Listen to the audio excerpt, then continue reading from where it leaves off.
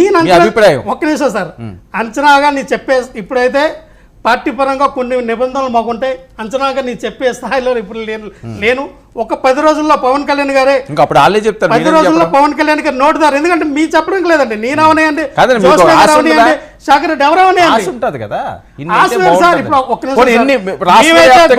రాష్ట్ర వ్యాప్తంగా బలవంతా రాష్ట్ర వ్యాప్తంగా ఖచ్చితంగా ఈసారి మేము మాత్రం దాదాపుగా 90 నుంచి 1 కోటి ఓట్లు అయితే మాకు పడతాయి సార్.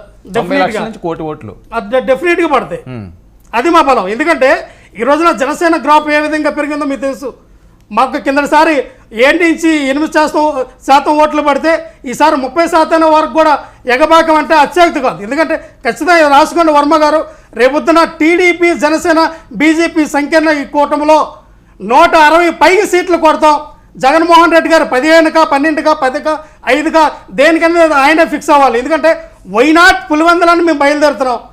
వైనాట్ పులివెందులకు కూడా ఖచ్చితంగా మేము గెలుస్తాం.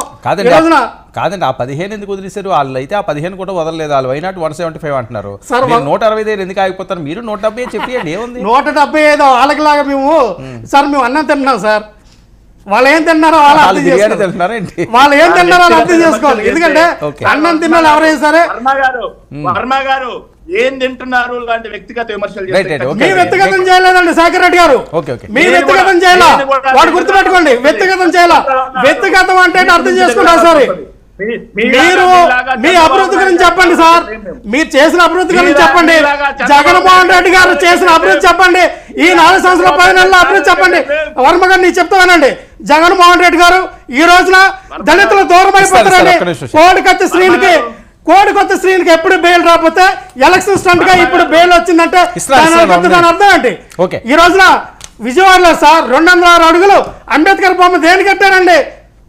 దళితుల ఓట్లు మళ్ళీ కొల్లగొట్టడానికి ఎవరు నమ్మే పరిస్థితులు లేదు సార్. ఒక్క నిమిషం ఈ రోజున జగన్మోహన్ రెడ్డి గారు ఇది క్రిస్టియన్ ఓట్లు, ఇదే దళితుల ఓట్లు. ఆయన ఈ రోజున వేస్తే అంతలు పెట్టాడు, అదే దళితుల్ని నడ్డి విరిశాడు. ఈరోజు నేను చెప్తా ఉన్నా, కొత్త గుర్తుపెట్టుకోండి, ఈ రాష్ట్రంలో ఉన్నటువంటి దళితులందరూ కూడా జగన్మోహన్ రెడ్డికి వ్యతిరేకంగా ఉన్నారు. ఓకే 90 లక్షల నుంచి కోటి ఓట్లు, 30% 160 సీట్లు అంతే. ఖచ్చితంగా బహిరంగ సభ కాదు. శేఖర్ వినండి, రాష్ట్ర వ్యాప్తంగా జనసేన ఓట్లు 90 లక్షల నుంచి కోటి వరకు వచ్చే ఛాన్స్ ఉందట. 160 సీట్లు వాళ్ళు పొత్తులో భాగంగా గెలుస్తామని చెప్పి వాళ్ళు కాన్ఫిడెంట్ గా చెప్తున్నారు. దీనిపై మీరు కన్ఫైన్ మాట్లాడారు సార్. లక్ష్మణ్ రావు గారికి లాస్ట్ టైం వాళ్ళకి వచ్చిన ఓటు శాతం